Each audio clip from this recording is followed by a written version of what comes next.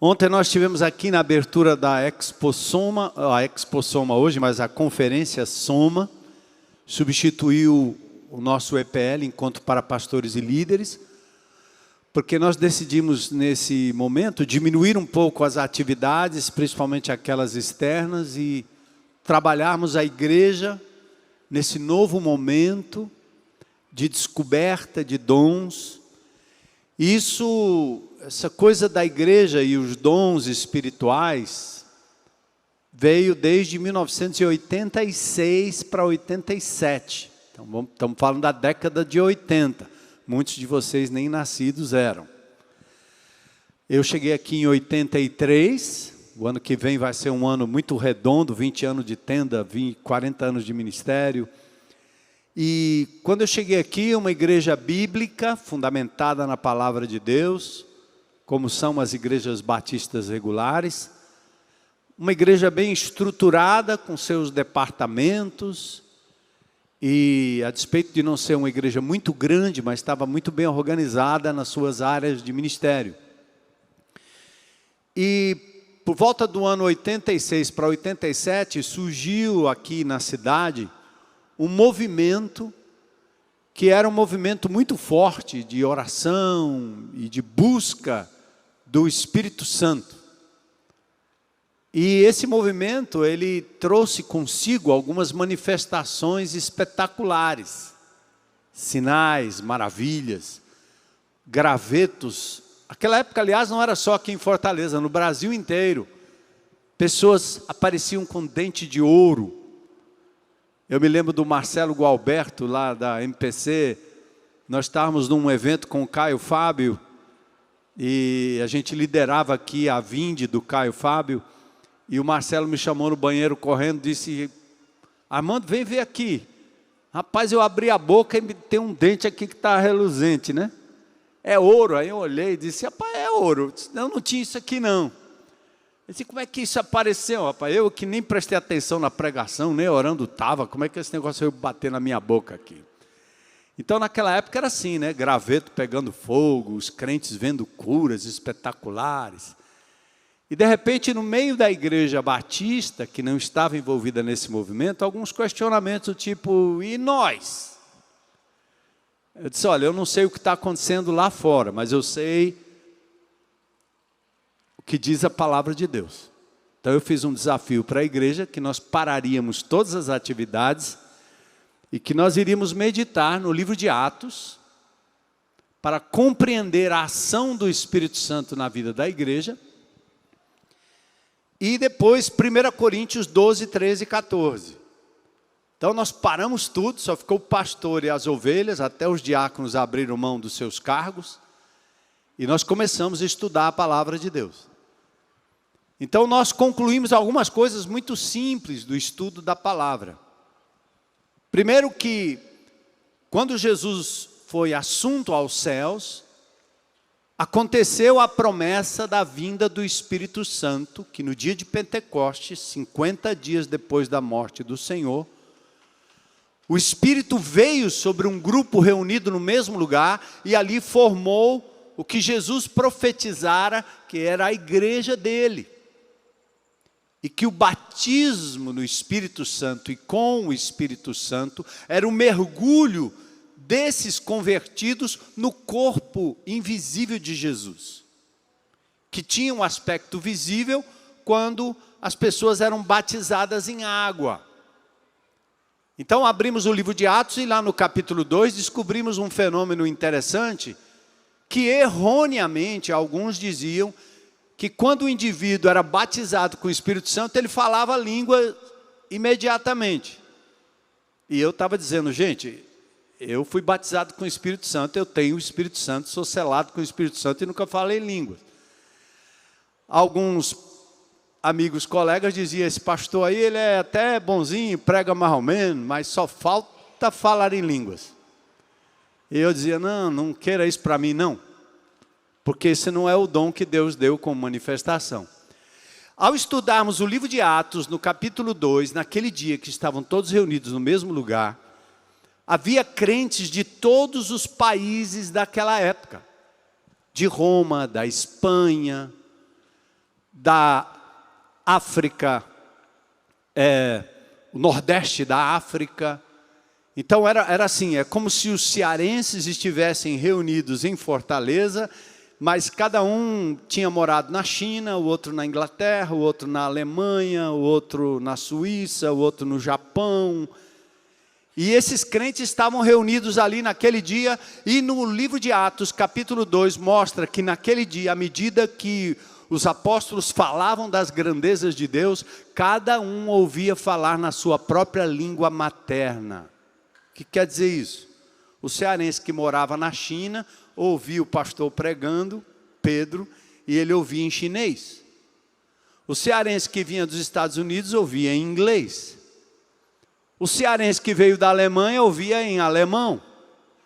Então o fenômeno não era falar em línguas, era cada um estar ouvindo na sua própria língua materna as grandezas de Deus. Se você quiser conferir, Atos capítulo 2, verso 6, verso 8 e verso 11. Atos capítulo 2, verso 6, verso 8 e verso 11. Essa ênfase é repetida 3 vezes no texto, mostrando que o grande fenômeno ali não era falar em línguas, mas era cada um ouvindo falar na sua própria língua materna. Por que isso? Porque era exatamente o reverso de Babel. Gênesis capítulo 11. Quando os homens tentaram construir uma torre para alcançar os céus, muito parecido com a gente, né? A gente quer construir uma igreja de tijolo e chama aquilo ali de igreja. E bota um negócio bem alto assim, né? Aquela cúpula, e põe uma coisa lá na ponta, parece que quanto mais alto, mais perto do céu. Deus foi lá e confundiu a língua de todo mundo, virou uma bagunça, tiveram que dispersar. Por quê? 2 coisas. Deus não habita em templos feitos por mãos humanas.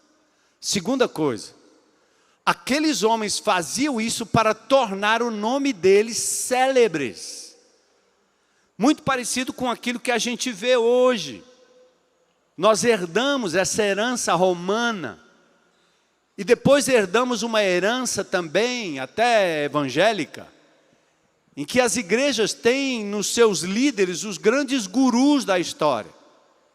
São eles que curam, são eles que oram, são eles que pregam, são eles que profetizam, são eles, só eles. E o povo assiste, o povo senta inerte e assiste. Nas igrejas batistas antigamente, né? Nós tínhamos, se alguém tem algum batista aqui mais tradicional, você sabe que tinha um ministro de música, tinha um ministro de educação cristã, não era?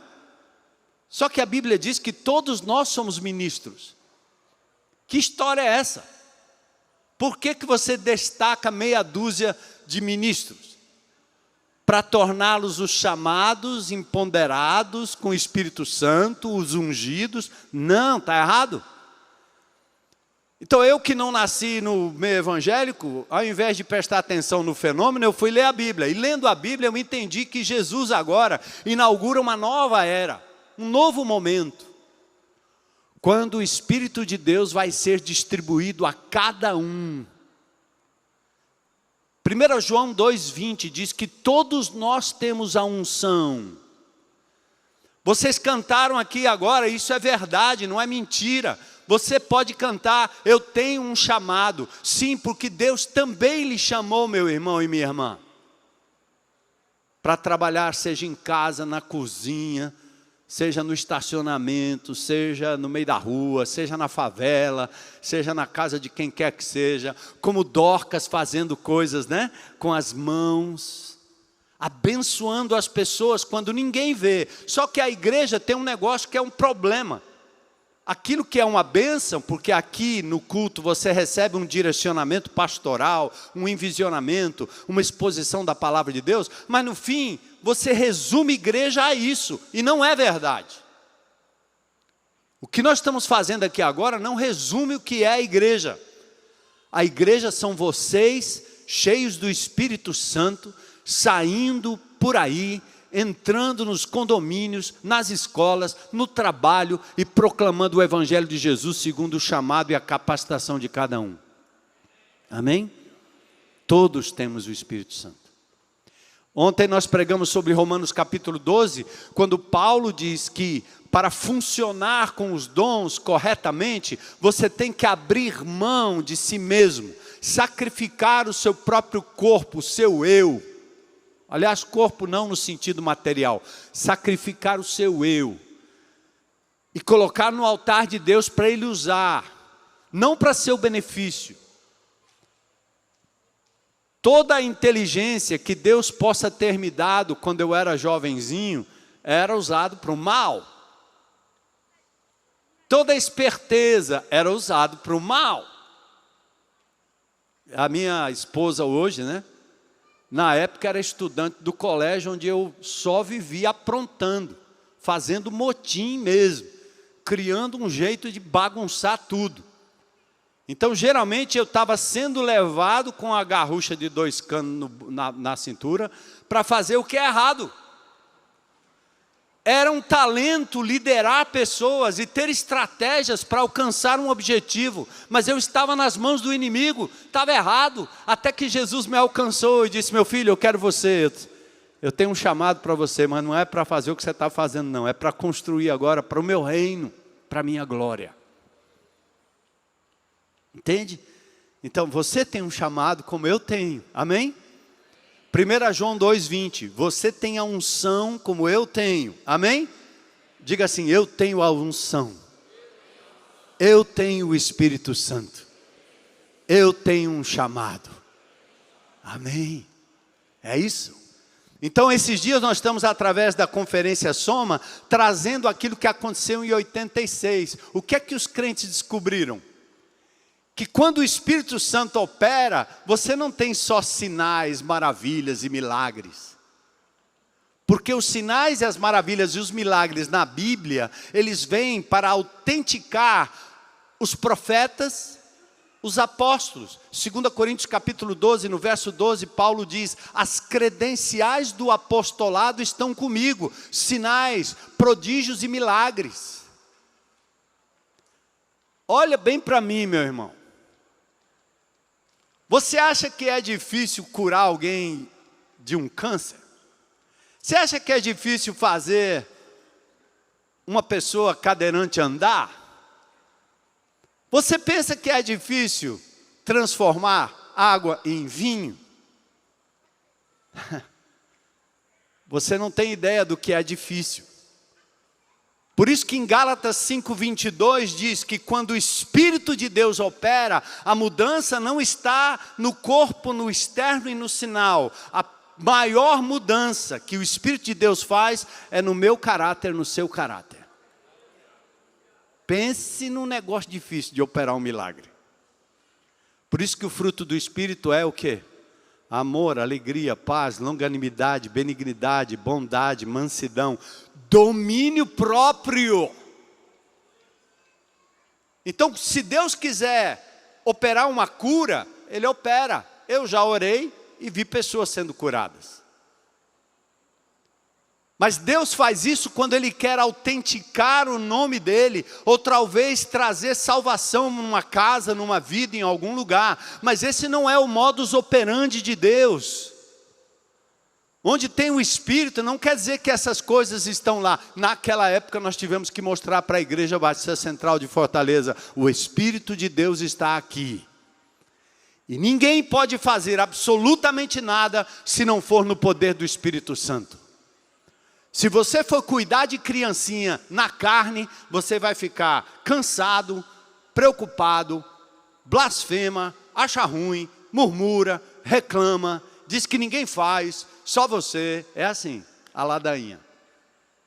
Mas quando você faz no Espírito Santo de Deus, mesmo sozinho, você glorifica o nome do Senhor e faz no poder do Espírito Santo.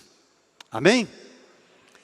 Então, ao final aqui, antes da gente entrar no nosso texto, dá uma passadinha lá na tendinha, vários ministérios aqui da igreja estão ali expostos para você poder se apresentar e servir. O teste dos dons também ali. E o ministério não é apenas este que está, ou estes, aliás, que estão aqui expostos.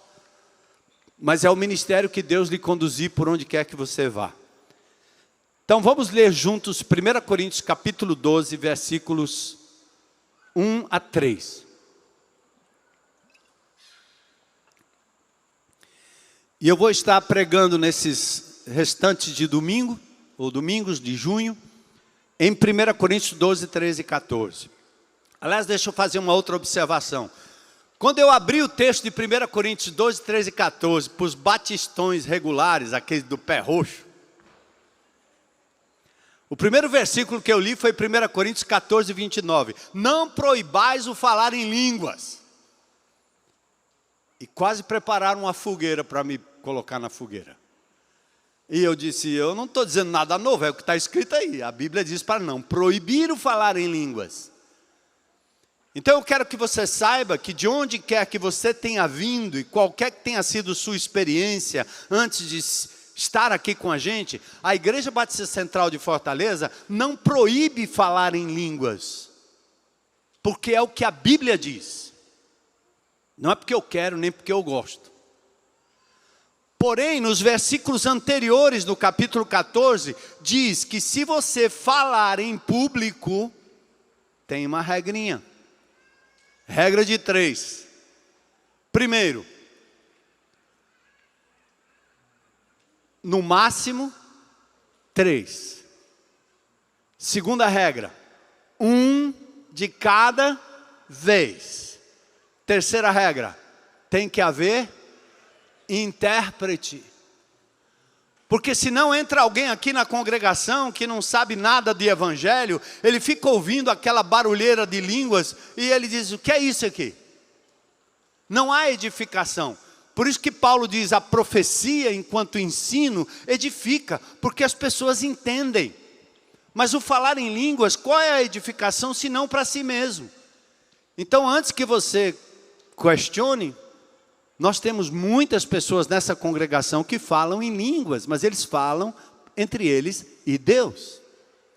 Falam entre eles e Deus. Se eles entendem, não sei. Se é traduzido, não sei. Amém? Não proibamos o falar em línguas. 1 Coríntios 13, 8 também fala que as línguas cessariam. O termo verbal ali é um cessar gradativo. Não faz mais sentido, mas ninguém pode proibir, desde que haja 1 de cada vez. Uma vez eu estava na América, quando eu estava estudando a palavra de Deus lá, fazendo mestrado, e eu fui visitar uma igreja da Assembleia de Deus. E aí se levantou um irmão e falou em línguas. O outro levantou, interpretou. Aí um outro irmão se levantou e em línguas. Outro se levantou e interpretou. O terceiro se levantou e línguas. Um terceiro se levantou e interpretou. Aí Heloísa puxou a minha blusa e disse assim, e agora, Batistão? Eu disse, aleluia. Aconteceu exatamente aquilo que a Bíblia diz. Uma vez eu estava lá no 7 de setembro, nessa comunidade, um indivíduo lá, não sei aonde, falou em línguas bem alto. Eu parei o culto e disse, agora, a interpretação, cadê? Se não, cala a boca em nome de Jesus. Porque isso não vem de Deus. Percebe? Então não se faz aquilo que se acha que é correto, mas aquilo que a Bíblia diz. Então, nós tínhamos um teste de dons em 1986 para 87, bem simplesinho. Os crentes daquela comunidade pareciam pipoca na panela, pulando de ministérios e dons, entendendo que tinha um dom de servir, o dom de misericórdia, tinha o dom de hospitalidade, tinha um dom de administração, tinha um dom de liderança, tinha um dom de pastoreio, que não significa pegar um microfone na mão, mas cuidar de pessoas ao redor, sem ter título. O dom de evangelismo, o dom de conhecimento, o dom de discernimento de espírito, que Deus dá a algumas pessoas. Então a igreja foi descobrindo que os dons não era só graveto. Não teve graveto, mas teve o poder do Espírito Santo naquela congregação, naquele tempo em 86 e 87. 10 anos depois, nós tínhamos a rede ministerial que veio lá dos Estados Unidos, de um amigo, Bill Hybels, Bruce Bugby. Pegamos esse material e passamos toda a igreja, 600 pessoas mais ou menos, lá na Palhoça, na Oswaldo Cruz. E agora a gente está repetindo o teste de dons, para fazer a igreja consciente de que Deus nos dotou de dons espirituais, quando Ele nos batizou com o Espírito Santo, no dia em que cremos. Atos 11, 17. O fenômeno que aconteceu em Atos 2, em Atos 10, em Atos 19, foi exatamente porque o Espírito de Deus conduziu Lucas a dizer que o Evangelho iria para Jerusalém, Judéia, Samaria e até os confins da terra. E os judeus jamais acreditariam se aqueles gentios não tivessem também experimentado uma manifestação parecida com a de Pentecoste. Por isso que foi repetido. Mas em nenhum evangelho, aliás, nenhuma epístola de Paulo, você tem um mandamento ou uma descrição de alguém que entrega a vida a Jesus, tem como consequência o falar em línguas. É muito claro isso. Então vamos ficar com o que a Bíblia diz, né? 1 Coríntios capítulo 12, 13 e 14, a gente vai trabalhar durante esse mês, e hoje eu vou dar uma introdução, um pano de fundo, e depois a gente vai para os aspectos bem práticos desses 3 capítulos. Amém? 1 Coríntios 12, de 1 a 3, vamos comigo.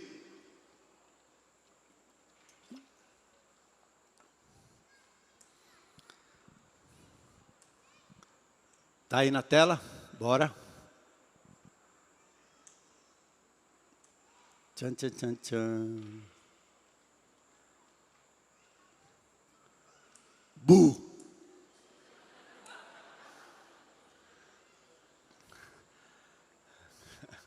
Acho que eles acharam que eu não ia pregar hoje à noite.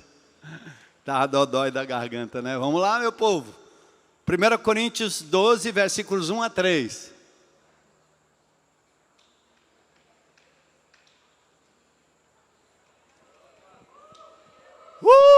Pronto, aplauso aí o pessoal lá do House Mix. Às vezes acontece, sabe o quê? Tem um pessoal ali que é craque, nota 1000. Mas de vez em quando a gente recebe gente nova para aprender. Eu não sei nem quem é, por isso que eu não estou falando diretamente a ninguém. E aí dá uma engasgadinha. Isso é permitido, tá certo? Errar também é permitido, tá bom? Isso não é um erro, é só um delay. Você tem isso na internet, quanto mais aí, né? Então vamos lá. Comigo, gente. Irmãos, quanto aos dons espirituais, não quero que vocês sejam o quê? Ignorantes. Vocês sabem que quando eram pagãos, vocês não tinham Jesus, de uma forma ou de outra, eram fortemente atraídos e levados pelos ídolos mudos. Por isso eu afirmo que ninguém que fala pelo Espírito de Deus diz, Jesus seja amaldiçoado. E ninguém pode dizer, Jesus é Senhor, a não ser pelo Espírito Santo. Senhor, que a Tua palavra tenha um lugar muito especial no nosso coração nessa noite. Porque nós acreditamos na presença do Teu Espírito e é Ele que ilumina o nosso entendimento. Que esse povo, Senhor, seja um povo da palavra, que baseia suas experiências, sua vida, aquilo que vive e vê, na palavra de Deus, não no achismo. Nós pedimos que o Teu poder se manifeste no nosso meio, nos ensinando pela palavra, em nome de Jesus. Amém. Bom, vamos lá. Paulo esteve em Corinto, agora nós estamos falando da igreja de Corinto, não é Coríntias. Pessoal aí que torce para o Corinthians, não é Corinthians. É misericórdia, né? Pronto. Então, a igreja de Corinto, Paulo visita na sua segunda viagem missionária. Ele sai de Filipos, aquela igreja que trouxe o evangelho do Oriente para o Ocidente, onde poucas mulheres se reuniam à beira de um rio. Ele chega em Filipos. De Filipos ele então passa para Bereia, Tessalônica, Atenas, e depois lá na Grécia ele chega em Corinto. Paulo permanece com um casal de judeus, Áquila e Priscila. Eles eram fazedores de tendas, como o apóstolo Paulo também era fazedor de tendas. Quando Paulo não conseguia sustento para a sua missão apostólica, ele fazia tendas para o seu sustento. Paulo pregou nas sinagogas, lá em Corinto. Sinagogas eram onde os judeus se reuniam. Alguns foram convertidos. Em Atos capítulo 18, diz que Crispo, o líder da sinagoga, e toda a sua casa entregaram a vida a Jesus. Porque Paulo estava explicando que o Messias que eles esperavam era Jesus, que morreu, ressuscitou, ascendeu aos céus e criou agora a igreja. Mas Paulo foi levado aos tribunais, mas ele permaneceu 1 ano e meio em Corinto pregando. Ele recebe de Deus aquela palavra: eu tenho muito povo nessa cidade. E mais tarde ele foi para Éfeso, na Turquia, levando consigo o casal Áquila e Priscila, e ele deixa lá Apolo, um recém-convertido, segundo a palavra de Deus, poderoso nas Escrituras. Paulo escreve 2 cartas, 2 epístolas, 1ª e 2ª Coríntios. Provavelmente escreveu outras 2 que a gente não sabe por onde anda, é só uma inferência. Mas é importante que você saiba que Corinto era uma cidade próspera. Ela se expandiu muito 600 anos antes de Cristo. A cidade de Corinto tinha 2 grandes templos, como no Ceará. Nós temos aqui Canindé e temos Cariri, lá no Padre Cícero, em Juazeiro. 2 grandes centros de adoração. Um centro de adoração era a Afrodite, deusa do amor. E o templo de Afrodite tinha mais ou menos 1000 sacerdotisas, que depois de cultuarem, desciam para a cidade para a prática de sexo, como prostitutas, compreendendo que através do sexo elas estavam oferecendo seus corpos e assim adorando a deusa Afrodite. Isso era muito comum naquela região. É possível ir na igreja em Éfeso, ou na cidade de Éfeso, até hoje, e ver o lado da cidade onde os prostíbulos funcionavam. O outro grande templo era o templo a Apolo, deus da música, do canto, da beleza masculina. Corinto promovia os jogos istmicos, como se fossem as Olimpíadas, mais ou menos em em 196 a.C., e a cidade foi destruída e depois reconstruída por Júlio César. Em Corinto, até hoje, você pode ver um canal parecido com o canal do Panamá, porque ele faz uma ligação entre o Golfo de Corinto e o Mar Egeu. Olha aí, isso aqui corta o continente, vamos dizer assim, ou a porção de terra de Corinto. É um canal de Corinto muito interessante, dá para ser visitado ainda hoje.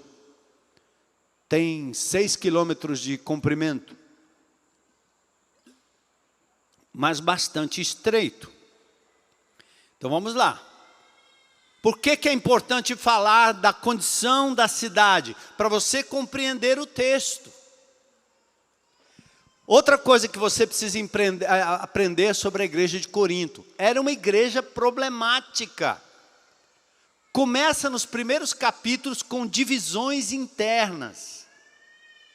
Paulo reprova com veemência, pois alguns diziam, eu sou seguidor de Apolo, outros, eu sou seguidor de Pedro, outro, eu sou seguidor de Paulo, outro, eu sou seguidor de Cristo. E aí sim, divisão, preferências por lideranças. Ao invés de compreender que a multiforme sabedoria de Deus dá para a igreja líderes com diferentes perfis. Essa igreja tem 3 pastores, totalmente diferentes uns dos outros, cada um com uma característica. Pastor Simão, pastor Zé Edson e eu.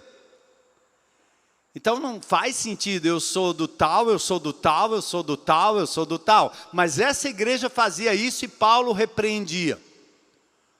Outra coisa que aconteceu naquela igreja, ou estava acontecendo, a imoralidade estava entrando na igreja. Eles estavam permitindo até o incesto, a relação sexual entre pai e filho, ou filha.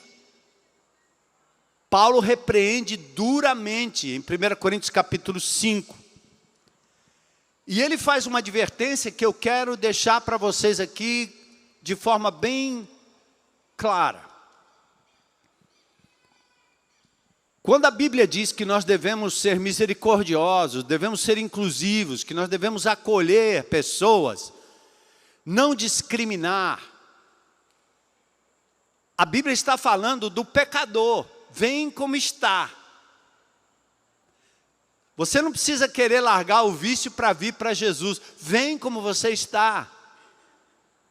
Você não precisa largar suas preferências sexuais para vir para Jesus. Vem como você está. Porque quando Jesus entrar na sua vida, Ele vai endireitar o seu caminho. Pode ser instantâneo, pode levar um tempo.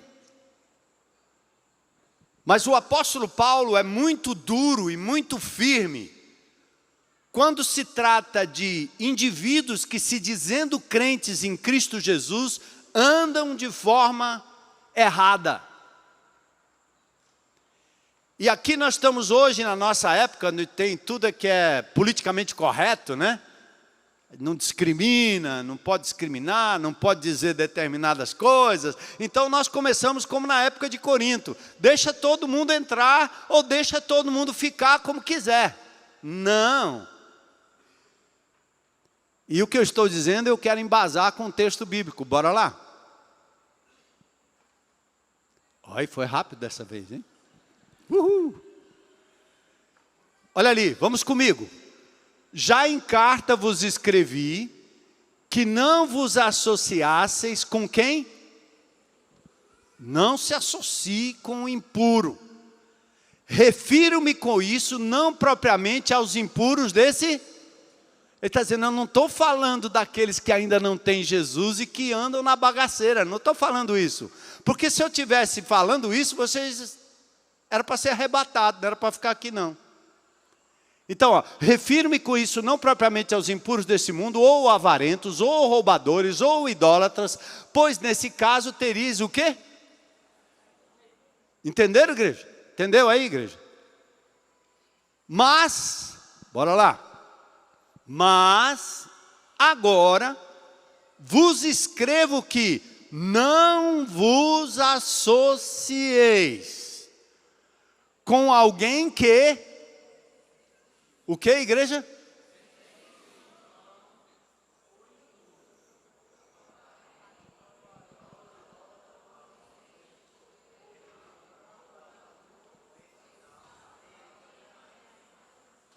Paulo é pesado nisso. Presta atenção, igreja.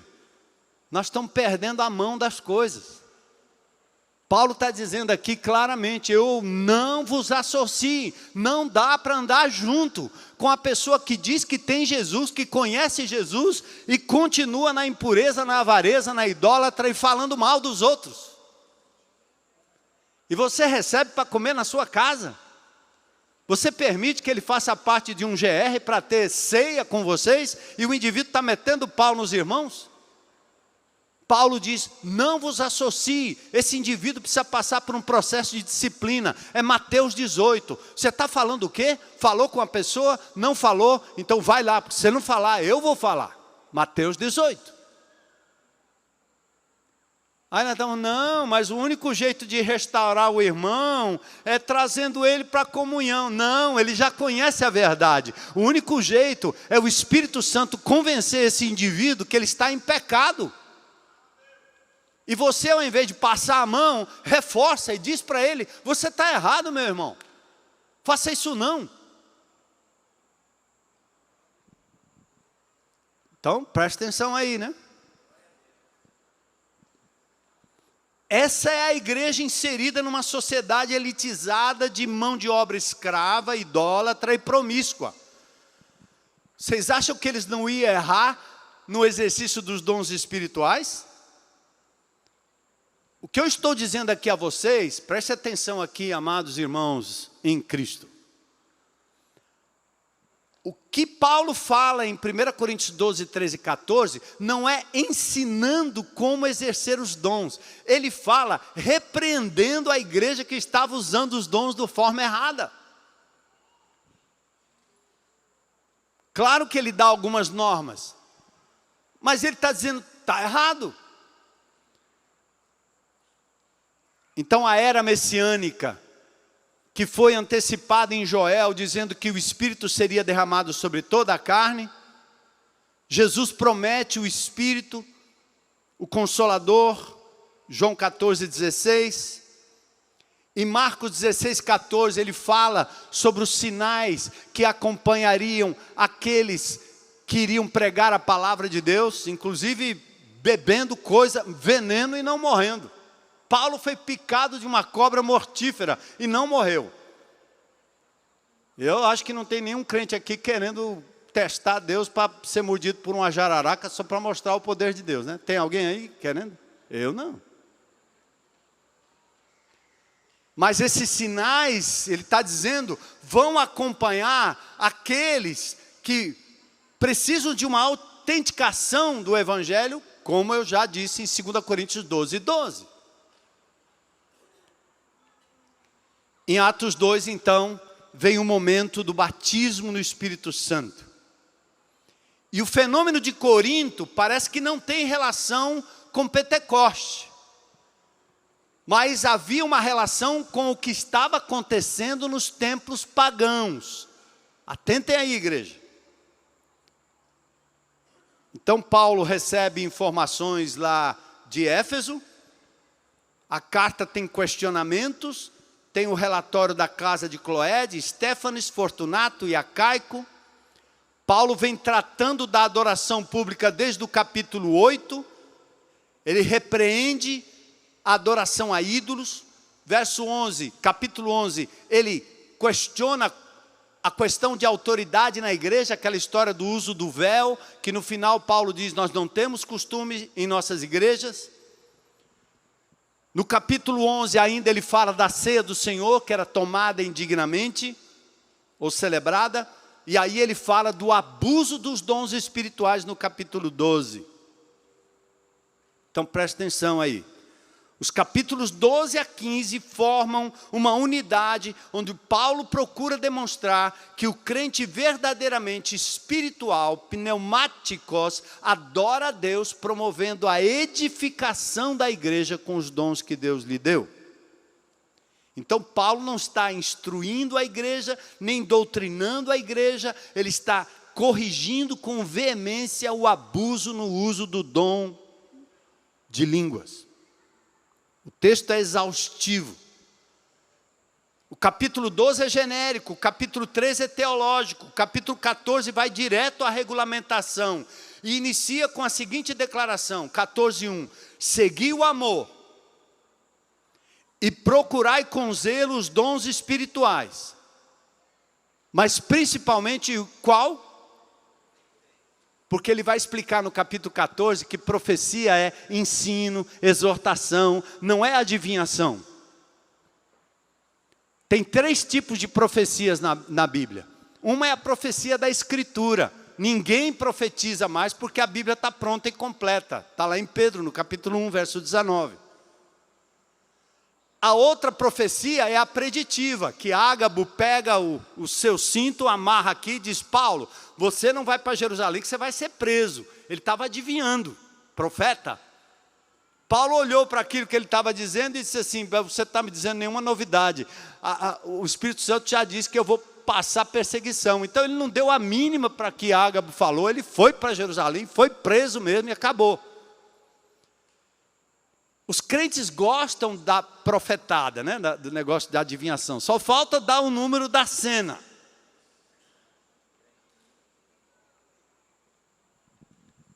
E é possível ter essa profecia que adivinha? É. Mas o critério de julgamento deve ser o de Deuteronômio 18. Eu de vez em quando recebo umas profetadas, sabia? O irmão vem e diz: irmão, pastor, o senhor mandou falar. Eu disse: então fala aí. Aí ele manda a profecia. E eu vou julgar o que ele está me dizendo de acordo com a Bíblia.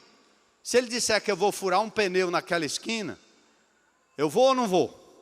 É problema meu. Eu vou. Acho que Deus está preocupado com um pneu furado na esquina. Agora o critério, presta atenção. Se eu for e o pneu não furar, eu volto aqui e apedrejo ele.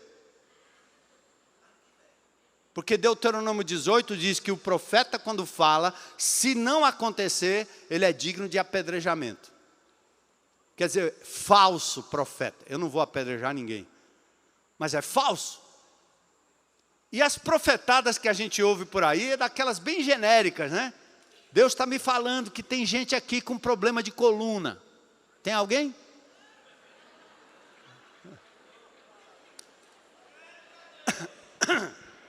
Fala, Deus.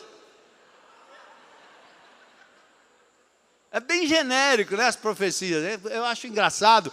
E o povo é tão predisposto que acredita, né? Rapaz, como é que ele adivinhou tudo? Quando eu era menino, frequentava o centro espírita, eu via o Espírito descendo e dizendo coisas concretas sobre a vida das pessoas. Você acha que o inimigo de Deus não sabe? Você está ouvindo quem? Deus ou o diabo? O critério é a Bíblia. Não é o que a pessoa está me dizendo que Deus falou. Como é que você sabe? Tudo que Deus falou está na Escritura, gente. Se Ele quiser falar mesmo, através de alguém, numa circunstância qualquer, eu não estou fechado para isso não. Mas eu não vivo disso, não vivo atrás disso, porque aqui está a revelação escrita.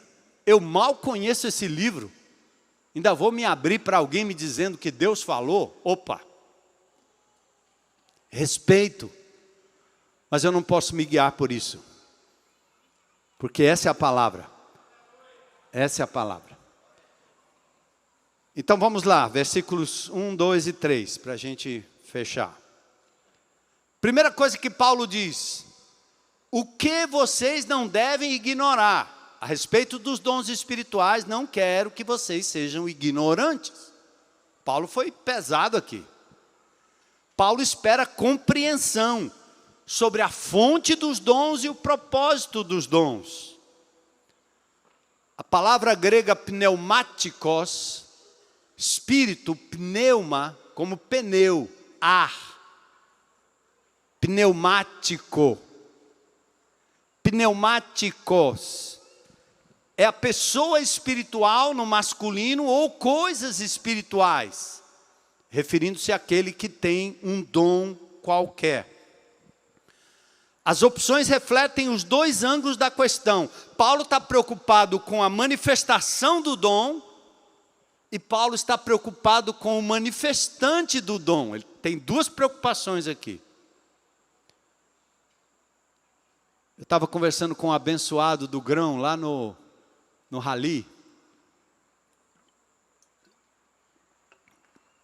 A gente estava sentado ali no Porto das Dunas e ele disse: pastor, o jejum tem poder? que é que vocês acham que eu respondi? Sim ou não? Não. O jejum não tem poder. Quem tem poder é Jesus. A oração tem poder? Não.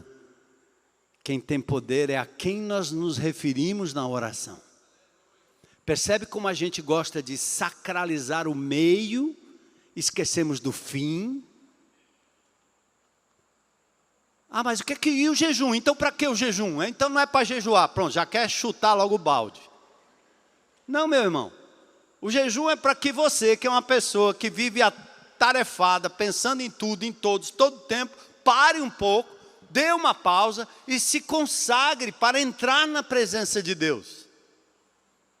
Você está no seu corre-corre, aparece um demônio e você diz, opa, em nome de Jesus, sai daí. O demônio vai lhe envergonhar, vai dizer, o que é que você está falando aí? Mas quando você tem uma situação de um endemoniado e você vai ter que enfrentar aquilo, o que você faz? Senhor, eu vou me abster do alimento, vou me colocar na tua presença em consagração, para que o Senhor me dê capacidade para enfrentar esse demônio. Aí Jesus disse, essa casta só sai com jejum e oração. Então o jejum não tem poder. O poder está naquele a quem endereçamos nossas orações no jejum. Nós temos que ter muito cuidado com isso, porque vira manobra, vira manipulação. As pessoas correm atrás dos 21 dias, 31 dias, 40 dias, 5 dias, e todo dia tem um espetáculo diferente. Serve para você, talvez, exercitar aquilo que você não exercita normalmente. Eu faço o jejum, mas é intermitente, é para outra coisa. Limpar minhas células aqui.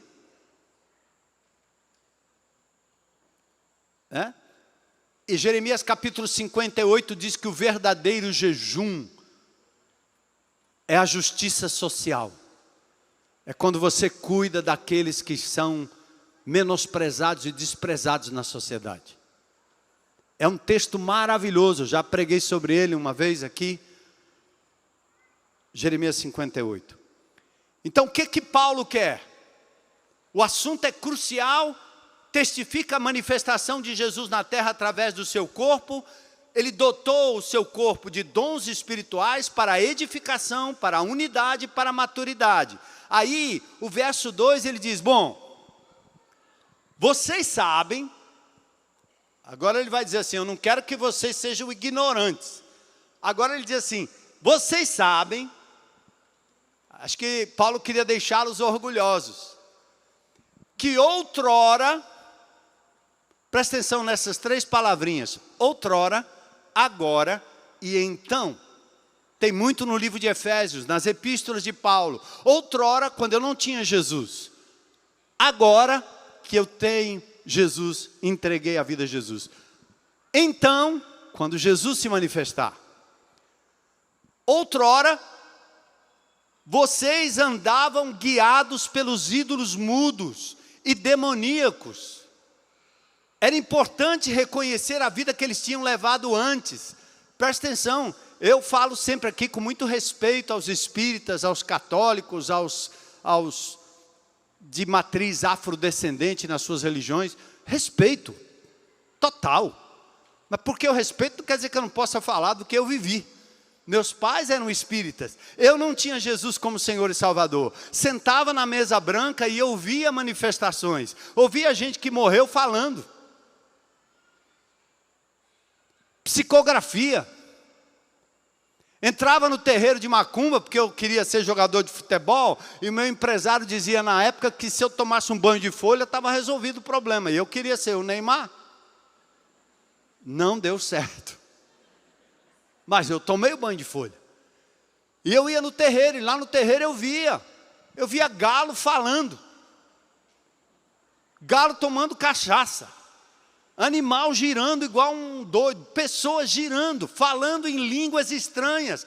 No centro espírita a mesma coisa. Falar línguas estranhas não é uma prerrogativa da igreja. Por isso que Paulo está dizendo assim, presta atenção. Vocês estão trazendo uma prática para dentro da igreja de acordo com aquilo que vocês estão vivenciando nos templos pagãos.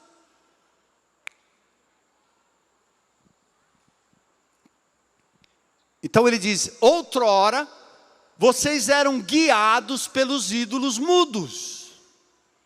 Vocês se deixavam levar pelos ídolos mudos. A palavra eres guiados, apagomenoi, é um termo usado para designar prisioneiros de guerra levados para o cativeiro ou execução. Ídolos mudos, afono, sem voz. Essa mudez exatamente era para designar a incapacidade dos ídolos de responderem orações. Salmo 115, lembra? O que as estátuas têm? Tem olhos, mas tem ouvido, mas não. Tem boca, mas não fala. Então o ídolo não pode responder oração, ele é mudo. Aquele Cristo Redentor que está lá no Rio de Janeiro não faz nada. Ele é uma estátua. Tem que ser limpado, reformado, pintado de vez em quando.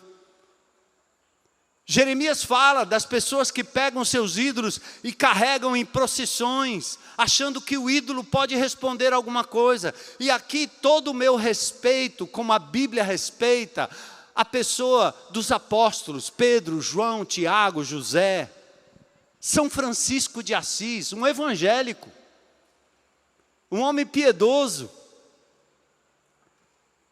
Como muitos homens e mulheres da Bíblia que pregaram a palavra de Deus, eles tinham coisas com as quais a gente não concorda, mas eram homens e mulheres de Deus. Eles jamais pensaram que eles iriam ser transformados em estátuas. Mas as pessoas fazem romarias, entregam a sua vida, acreditam em tudo, e chega diante de uma estátua, depois ela diz assim: eu recebi uma graça através daquilo ali. Foi aquilo ali ou foi Deus que deu? O sol vem sobre o justo e sobre o injusto. Quem trabalha aqui nos presídios, como muito tempo eu trabalhei entrando e conversando com eles ali, e nós ainda temos isso, você vai ver um bandido com 10, 8 tiros, marcas de bala no corpo. Ele olha para você e diz assim: graças a Deus eu fui livrado da morte. Foi graças a Deus ou não foi? Foi graças a Deus. Então o ídolo mudo, ele não pode responder nada. E o pior, que agora o apóstolo Paulo denuncia, 1 Coríntios 10, 19 e 20. Que digo, pois, que o sacrificado ao ídolo é alguma coisa? Ou que o próprio ídolo tem algum valor? Antes digo que as coisas que eles sacrificam a quem? A quem, gente? Demônios. Por trás de um ídolo tem um demônio. Hoje a gente já não tem mais isso, porque a própria Igreja Católica Romana, através da renovação carismática, aboliu muito daquela coisa de milhares de estátuas. Mas tem muita gente que você entra na casa, a primeira coisa que tem é uma estátua. E você, com todo respeito, entra lá, não sai chutando a estátua, nem criticando a estátua, nada disso. Mas quando aquela família entrega a vida a Jesus, a primeira coisa que ela faz, tira a estátua. Porque agora quem entrou nesse lar é o Senhor Jesus Cristo, o Rei dos Reis e Senhor dos Senhores. Amém?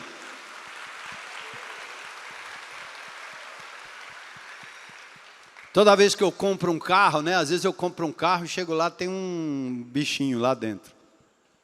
Eu entro lá com toda tranquilidade e respeito, tiro, e digo: não, esse carro aqui não vai caminhar com um ídolo ou um demônio aqui comigo, não. Esse carro é de Jesus, ele está à direita do Pai em majestade, e nós não podemos fazer imagens dele. Ponto.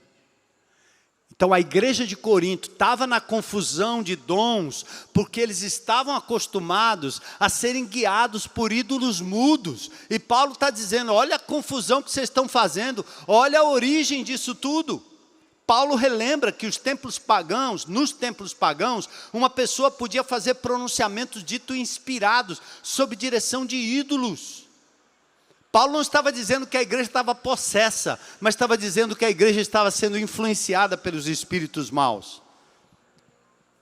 Vou ler alguns exemplos aqui. Na literatura clássica, Apolo era particularmente compreendido como fonte de línguas.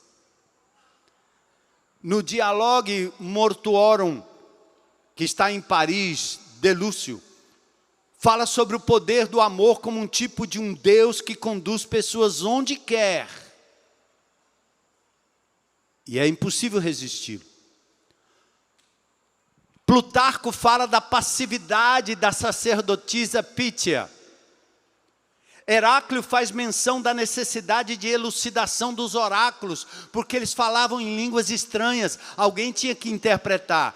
Platão, em Timaeus, fala que o profeta sobre êxtase necessita que alguém em sã consciência o traduza, porque era um fenômeno comum na cultura grega. E vários outros nomes e tribos, os Walis, os Dervish, Rufacia. E nos nossos tempos modernos, há pessoas que tomam um chazinho para perder a consciência e entrar talvez no estado de nirvana, e quem sabe lá, na consciência mais limpa e tranquila. Meu Deus do céu! Quantos apóstolos foram inspirados por um êxtase? A palavra de Deus é lógica, é letra, mas é espírito.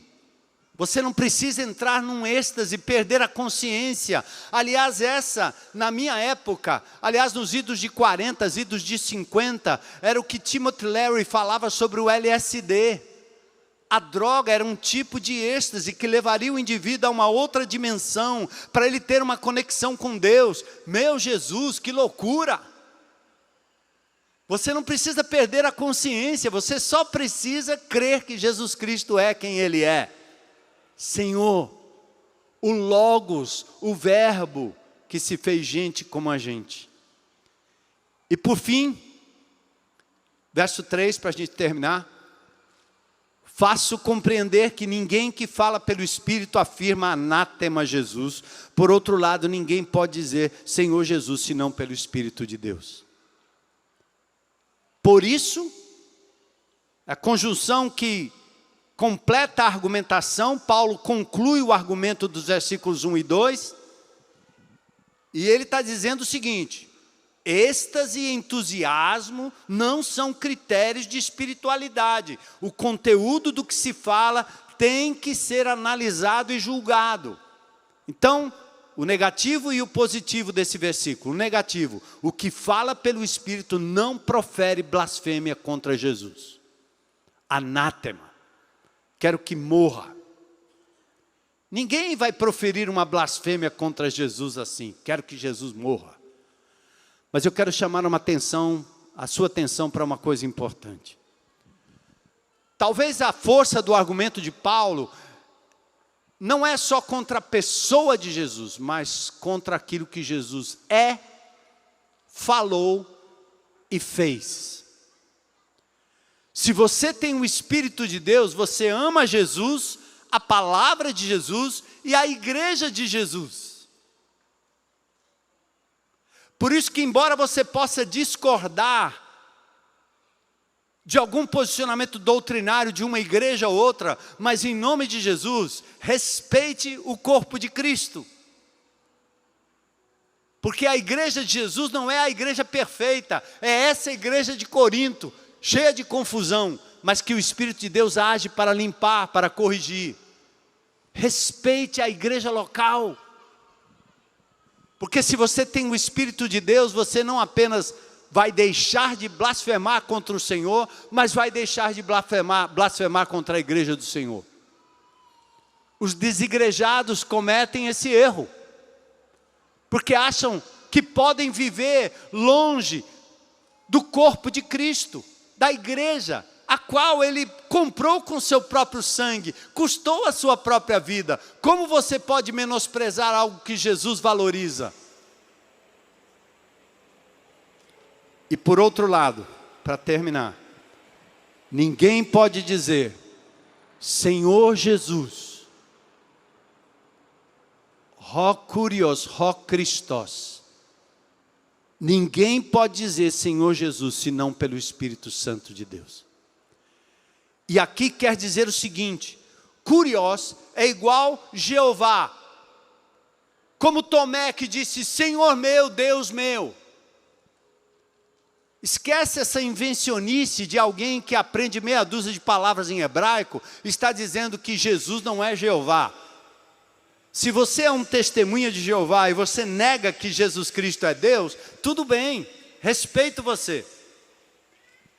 A nova tradução das Escrituras dos testemunhas de Jeová deturpam o primeiro versículo de João 1:1.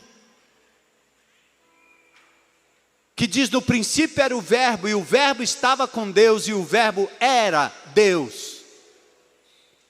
A nova tradução dos testemunhas de Jeová mudam o artigo definido por um indefinido.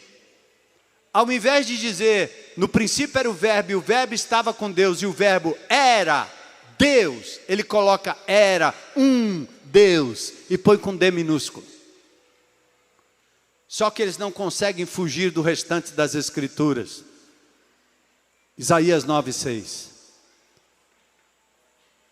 Portanto, um menino nos nasceu, um filho se nos deu, e o principado está sobre os seus ombros, e o seu nome será Maravilhoso Conselheiro, Deus Forte. Jesus é Deus Forte, Príncipe da Paz. Quem tem o Espírito de Deus, exalta o nome de Jesus. Quem não tem o Espírito de Deus, minimiza o senhorio de Cristo na vida. Menospreza a igreja de Jesus. Nós não queremos cometer esse erro, esse pecado, essa blasfêmia. Livra-nos, Senhor.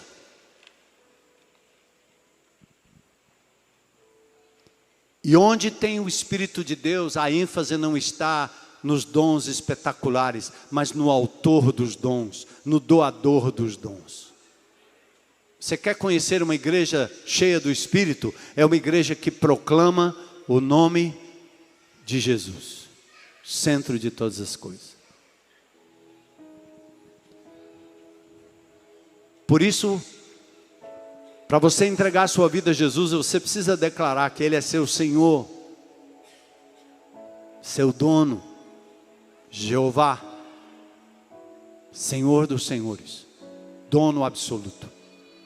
Outrora eu fui guiado pelos ídolos mudos, agora eu sou guiado pelo Espírito de Deus, porque entreguei minha vida a Jesus. E é o que eu espero que você também tenha feito, para a honra e glória dEle. Vamos orar?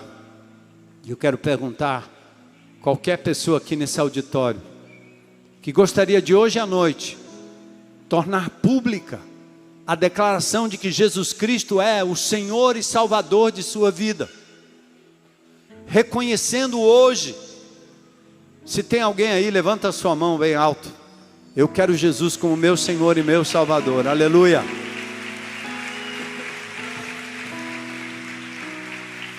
Glória a Deus, glória a Deus, glória a Deus.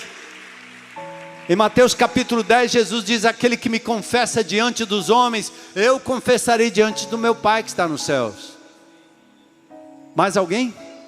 Talvez aí na internet, você vai dizer, eu quero abandonar os ídolos mudos da minha vida, eu quero confessar Jesus como meu Senhor e meu Salvador. E você que vai levar a palavra adiante, quando alguém se abrir para reconhecer Jesus, ore com ele. Peça para ele repetir, eu entrego a minha vida a Jesus e o recebo como meu Senhor e meu Salvador. A função do Espírito é exaltar o nome de Jesus e edificar a sua igreja através dos dons. Se coloca aí na presença de Deus, meu irmão, e reconheça que você tem o Espírito Santo. Reconheça que você tem a unção. Reconheça que você tem dons e talentos, os quais não podem ser enterrados, negligenciados. Coloque-se à disposição de Deus. Passa lá no Soma, vem acompanhando a gente na nossa Expo Soma. E vai fazendo o teste de dons para você reconhecer e melhor ser usado no corpo de Cristo. Senhor, obrigado por essa noite preciosa. Pelo teu povo tão atento à tua palavra. Pelo teu Espírito que em nosso meio tem nos conduzido em todo o tempo. Obrigado pelos dons e talentos que o Senhor tem dado à igreja de Jesus. Pelo Espírito que nos leva a proclamar que Jesus Cristo é o nosso único Senhor e Salvador. Que cada um, Senhor, saia daqui hoje à noite, entendendo que eles têm um chamado de Deus. E que por onde eles andarem, são os pés de Jesus, as mãos de Jesus, a boca de Jesus, o ombro de Jesus, sendo oferecido àqueles que necessitam. Conduz-nos, Senhor, como igreja, para a glória do teu nome. Que nós pedimos em nome de Jesus. Amém.